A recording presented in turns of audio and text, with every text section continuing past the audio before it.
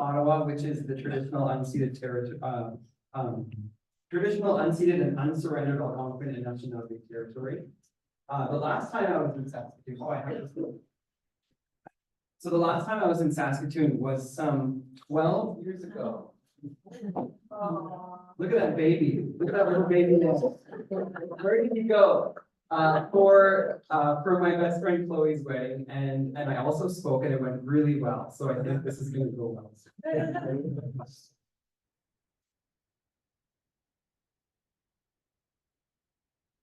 Am I doing it? Or are you doing it? You're doing it, I think. So so I've been asked to speak about our work at a national level. This event is part of, Dan mentioned, part of the CapaCITY-CapaCITÉ Institute. It's consisted of excellent workshops and discussions led by a brilliant group of academics and practitioners in planning. And perhaps unfortunately for you, I'm not one of those highly trained academics in this field, but I am a bit of a student in social movements, and I've had the privilege to work on a number of, on and off, I've been working on something that I'm very passionate about, which is advancing everyday cycling as a most sustainable and mode of transportation. So I've worked in a bunch of ways. This was and like in the bio that Dan wrote from scratch. This was a very formative experience. I got to operate a community bike shop in Ottawa, and now I've kind of graduated from, I don't know, but now I'm working on it on a more national level. And Stop clicking. No, you're doing it, but you have to go back on the thing. I can help you if you want. Okay. So now I want to tell you, so I'll tell you a little bit about this movement for bicycle friendly Canada as I've come to understand it over this past year working on it. So it's a movement, it is a movement that exists, believe it or not, at a national level. And it involves a great many dedicated and intelligent people and organizations who are using a variety of tactics and working at different scales to advance this shared vision for bicycle-friendly communities across this land. So I'll tell you a little bit about it and the role of our coalition, Fellow Canada Bikes, which I currently lead, and the role that you guys are all playing, and some examples on how together we're actually making some progress.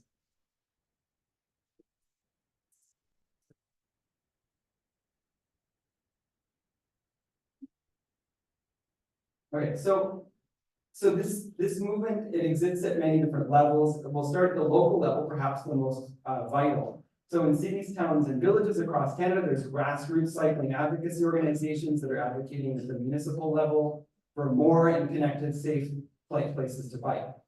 Their interventions are taking place when local governments are undertaking their long-term planning process, but more often, cycling advocacy organizations are they're intervening on a street-by-street basis, often having to raise their voices to remediate specific intersections, which you know well here in Saskatoon.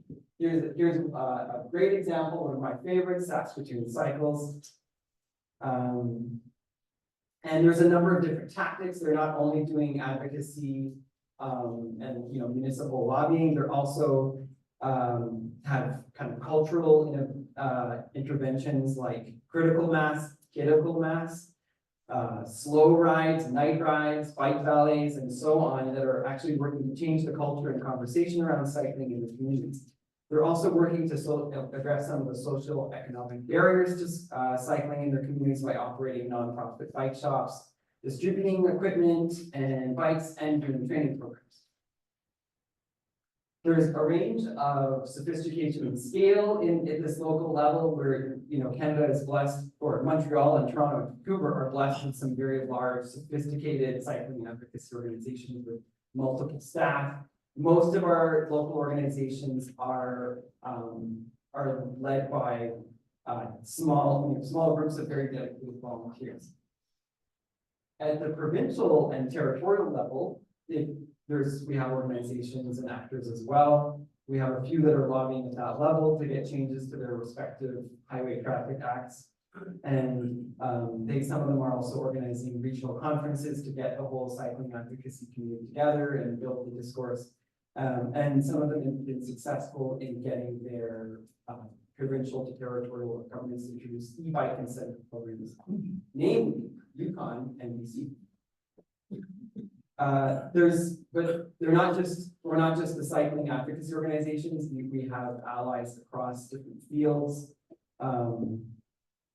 We're collaborating with academia and environmental organizations, local health promotion agencies, road safety professionals, and even bike retailers and brands have joined this movement. At the international level, it's happening as well. We have a few organizations that are kind of multinational in scope. We have a few working in the developing world and in Europe and to promote cycling as everyday transportation. This is from COP26 in Glasgow. And a few representatives from our movement have been showing up to COP with very little resources and making sure that we don't forget about bikes as a solution to climate change. And I should mention, I'm not giving an argument on why bikes are great. I think we all agree. So we're skipping over that. But then there's the national level. So that's where we come in. So the legend is that Velo Canada bikes started at a picnic bench outside of the CapaCITY conference that was happening in 2012 in Vancouver. There was a few bike advocacy leaders from different cities who kind of knew each other from various conferences and got together and started scheming a national federation, national coalition. Let's do it. And so, later on that year, they incorporated and, what started out as a small coalition across the country has continued to be a small coalition across the country. It's a small organization, and I serve as the third executive director. We have a very lofty mission and vision to promote everyday cycling. There's a number of organizations that are interested in the sport and tourism, and that's great. We're interested in we're in the transportation space. Now, when I tell people about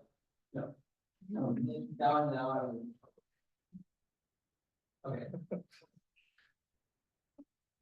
So when I tell people that I do federal cycling advocacy, lobbying, I get all of the reactions are often one or of two different categories. For those who are somewhat familiar with our constitutional division of responsibilities in Canada, they'll say, what's the point? They'll ask me, what tree did you just follow? What's the point of federal advocacy? As you know, so much of the decisions that relate to cycling are happening at the municipal and provincial level, and there's a lot of truth to that. Although the tree thing is quite rude and unnecessary. But we proved them wrong, and I'll get to that later. Now, the other reaction I get to this idea of federal cycling advocacy is that I get a peppering of ideas on different initiatives that we can take on. And some of them are great and things that we need to take on and that we should take on. And some of them are interesting and some of them make me want to ask what tree they fell from, but I don't. Like so many things there's so many different avenues that we could take at the federal level. But the reality is that like most cycling advocacy organizations, ours is very small, but small. So for that reason, we have to focus our efforts. So with the guidance of the seasoned bike advocates and brilliant academics on my board, as well as our membership, we're a membership-based organization of bike advocates across the country. We turn to a thing called evidence. And what that evidence has demonstrated, what they're telling me as the experts, is that a primary focus needs to be on infrastructure. And for that reason, they've identified that one of the greatest barriers to getting more people, more Canadians, using their bicycles as transportation is having safe, connected places to actually use their bikes. And so for that reason, that's a focus for all of us who are doing bike advocacy. It wasn't always so, but that's what the evidence has pushed us towards. And but when yeah, I'm trying to replace it. So now that was the part where I get to tell you where we proved all the data wrong. So the campaigns, lessons, and observations at the local level provide direction and motivation to our work at the federal level. When organizations like Saskatoon Cycles go to City Hall to demand safer infrastructure, one of the things that they often hear from their staff and politicians is, "Golly, Jim, we'd really like to build you that bike lane, but it just isn't in the budget."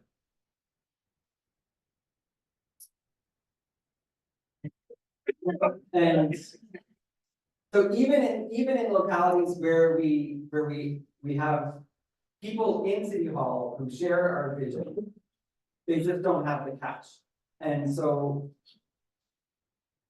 around 2015, when we were starting to see other countries adopt something that what is often being referred to as active transportation strategies at a national level. We're seeing this popping up in a few countries around the world, and launching funds for cycling and active transportation. The folks at Canada Bikes saw this, and they began to set the table for this to happen here in Canada. And they went on to so over the following decade of organizing and advocacy, we held 3 national bike summits in Ottawa that had broad political participation, brought experts from different fields to demonstrate how an investment in cycling and active transportation supports the goals of the federal government. We ultimately found we also built a coalition of other national organizations, better resource organizations like the Trans-Canada Trail, the Heart and Stroke Foundation, and perhaps surprisingly CAA. We formed a loose association called the Canadian Active Transportation Association, and in 2021, we found a champion in then Minister of Infrastructure, Catherine McKenna, who had us, our representatives of Velo Canada Bikes stood with her on 2 separate announcements for Canada's first National Active Transportation Strategy and the $400 million Active Transportation Fund, which were both announced in 2021. And I've been following it. The fund was a big achievement for us. It was something that our response to our membership. You guys, your municipality need more money to build the infrastructure that you want. We got it for you from the federal government. Now, apparently that fund received $400 million. It was supposed to be $400 million over 5 years. Apparently that fund got about $3 billion in applications, and about 2-3 years in has been allocated and exhausted. So clearly there's a huge demand for this funding. There's a huge need for this funding. It's now exhausted. The fund is over. You're asking what's next.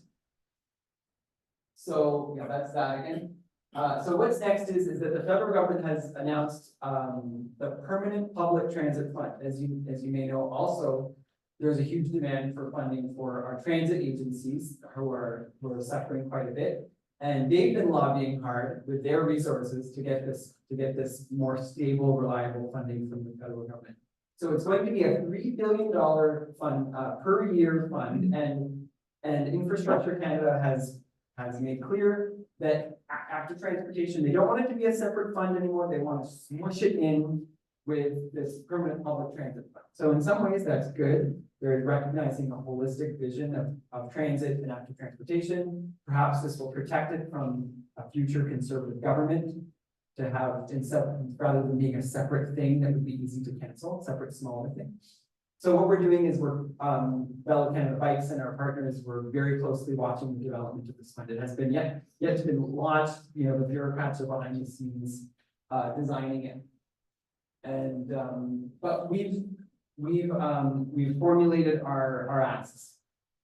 We want it to be a substantial amount of money that's commensurate to the demand, so we're asking for $300 million per year. So we're asking for 10% of that $3 billion fund to be made available for active transportation projects. And we're also, this is new and we're getting pushback, but we're still pushing for it, is we don't want the funding to go towards garbage infrastructure. To put it in technical terms. We want the federal government to use their power as the funder to evaluate the applications that come in and, and not fund things that we know that the evidence has shown us don't work, don't protect vulnerable road users. And we also are asking for them to renew the strategy. So advocacy is underway. We're kind of re-engaging our champions. We started many years ago caucus, an all-party cycling caucus. We have an opening for conservatives, if you know any who want to be a part of our caucus. Yeah, so we're kind of re-engaging them, and we're going to them with our briefing note about the Permanent Public Transit Fund and our questions and our demands for how it should be designed. And so now I'll go into a little bit more overview of some of the other projects. We're not only focused on advocacy. We have some other evidence-informed activities. We have Bike Day on the Hill, so we're going to be organizing our 9th Bike Day on the Hill. If you're in Ottawa in early October, it's a non-partisan political event. Is that an oxymoron? Where we have parliamentarians from all stripes and the local community get together and have a celebration of bikes. This year we might get some politicians to do a slow bike ride, a slow bike race. You guys know about that? Tyler knows about it. Slow bike race. And this year we're probably gonna focus the theme on cargo bikes and e-bikes, and and get people to bring those bikes out and let our federal leaders touch and feel and try out these bikes and think about the potential they have for Canadians. We're also developing, this is something very wonky that some of you guys will appreciate, that we're developing we've been working with David from Halifax on this project. It's a CBA, cost benefit analysis tool. So when municipalities, I understand as a non-expert that when the municipalities are taking on large infrastructure investments, they do a cost benefit analysis to see if it's worthwhile. But with active transportation projects, they're often smaller ticket and hard to justify the expense of doing a cost benefit analysis. So we're working with some experts to develop a kind of a DIY tool that transportation consultants and city staff can use to enter in all of their data and get a readout on what the benefits and costs of their active transportation infrastructure investments might be. And we think it'll give the case that it's usually a good investment. We also do a project that I probably send you a lot of emails about, called Pedal Pole, and it's a national community science project where we recruit hundreds of volunteers across Canada to go out and do traffic counts. And we just on last Sunday, we wrapped up our 4th event. And we have a number of results. I'll give you an example of the results. This is our 2023 count results that were analyzed. But we're gonna, in a few months, we'll release our latest results that we'll have now 4 years of longitudinal data. So this is I haven't really looked at it, but this was there are locations that were chosen by local cycling advocates. So it's not, it's not of all trips in Saskatoon. It was a few select trips. But when we can go back to location after location, we can start to see trends over time. This is for Saskatoon, you guys, it could be better. This is multi-year sites. So each of these connected lines. So like this greenish one is a location that was actually counted at the same time, the same location for 3 years in a row. So we're going to be able, as we continue to go back to the same locations at the same times every June, we're gonna get to more of that longitudinal observation. And it's giving us a data set that we're gonna be able to make some other observations on, like, applying different types of infrastructure to the points and seeing what observations we can make there. And we, at the first 2 years, it was a demographic count, and this is some of the age data. So those results are available for 30-something cities. Now, there's a trope in Canadian cycling advocacy of pointing to amazing cycling infrastructure in Europe and then weeping into our box of routine about how we're so far behind here and how, how we'll never catch up. Now, I think that international cases can definitely be inspiring and helpful in doses, but I'm also want to argue that we can start to tell a different story. Canada is our home, and most of us are not planning on picking up and moving away to be in a bicycle-friendly community overseas. We love our communities, and that's why we're ready to fight to make them better, right, guys? Yeah. So the good news is that we are making some progress in Canada. It may be scattered, and it's usually relatively small, but things are changing. And that's thanks to the efforts of enlightened activists, elected leaders, bureaucrats, researchers, planners, even consultants, businesses, voters, and all of you folks. We're actually making some progress. And so I'm currently working with a really brilliant grad student at Dalhousie University on a bunch of projects. And I asked her to list out a few of examples of some of the advancements and investments that are taking place right here in Canada that I could share with you tonight to kind of give us a bit of a boost. I'm not going to talk about Europe. We're going to talk about what's happening right now. And I'll give you some numbers as well. So in Banff, they're making a $5.5 million investment for a new cyclist bridge over the Bow River. In central Okanagan, this video will work.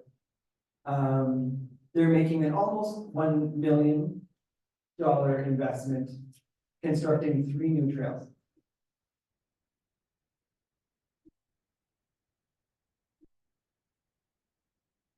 In Nelson, just about 200,000 on area trail network advancement.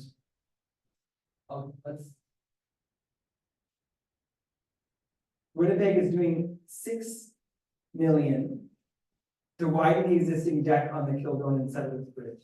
This isn't going as well, so I'll skip over this. But it's a number of investments to expand the cycling network. I've got a cooler example coming up. But there's small investments that are expanding their networks. And Edmonton has become a bit of a superstar to give you the scale, the federal government announced $400 million to last 5 years for the whole country. Edmonton recently announced $100 million for their own city from their own budget. Hamilton is also making a sizable investment. And of course, Montreal, but I won't speak about Montreal. Bartek is here. And then there's, things outside of cycling infrastructure. A mom in Toronto has invented a new helmet for sick children to, be able to comfortably cycle and safely. Oh, and then, to give an example of some of the observations that we can make from pedal pole and when we have good cycling infrastructure. This is from this year. One of our participants had a location that was not just for bikes, but had an incredible mode share in downtown Montreal. It was in the morning. So think about that many commuters riding by bike.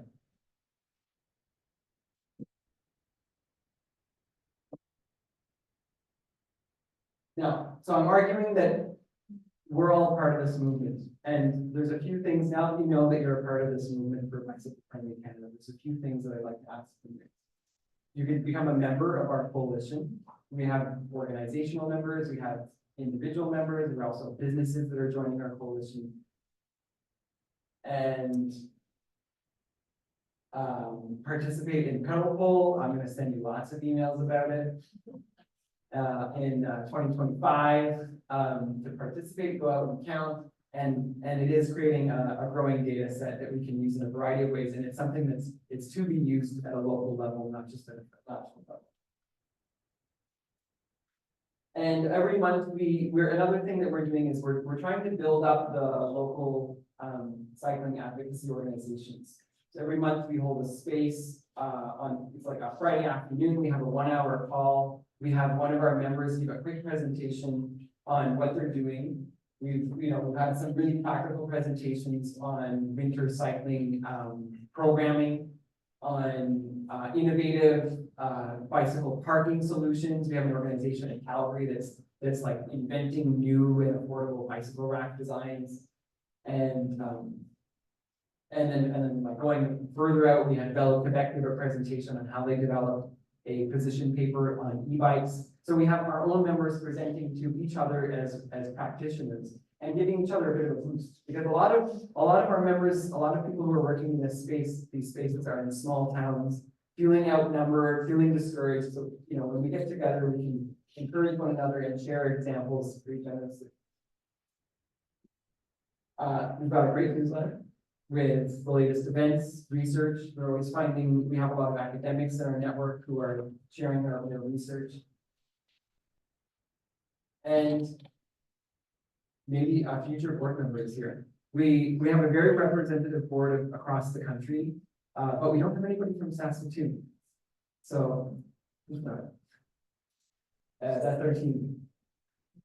There's space right there. Yeah, oh yeah, back here.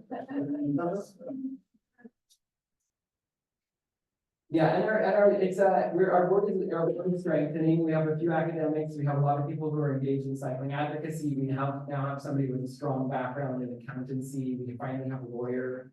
You might know Dave, the Viking lawyer. Mm-hmm. And support your local cycling advocacy organizations like Saskatoon Cycles. These are the folks who are watching, who know their city very intimately, and who are following the developments and developing campaigns. You can join and have an influence. And that's me. Thank you so much for this invitation and this chance to connect with you guys.